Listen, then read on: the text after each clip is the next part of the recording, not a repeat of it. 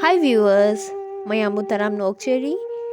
Akhoi kachardadi nong se yam kanna churi aduna blog sembagi matam su yam fangjare.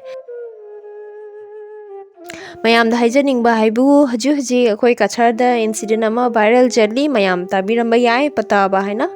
Adubu akhoi mite dadi manaba ba haitare ase. Mia se Hindu gi Durga ima gi mangtak loina ba mini. Mia se tha ani muk phare mi se viral oirakpa. Misina mana piba se anaba jaha ko I hairi adubu ai samakti chatri chatke haina dikharli asi mana se mana piba masa se masai makhutna dum cha taba mi atopana mana se masa khangi haina su he uraga hekta chaba su kana de haina tari mi alaba lapa de lagna mana se chaba de gi anaba kaya phanare hainari ase pose thajadaba da su leire thajadaba mioi sing chatlasu kanaba phangde hairi adubu karigumba mayamna chaningba taradi niramis chaba tai haibadi nga chak chaba jade numid humni adusu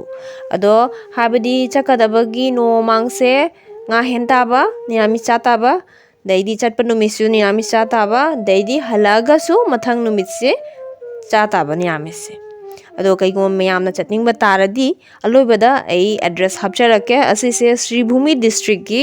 Gorarbon Ramkrishna Nagar haiba mafam dugani seise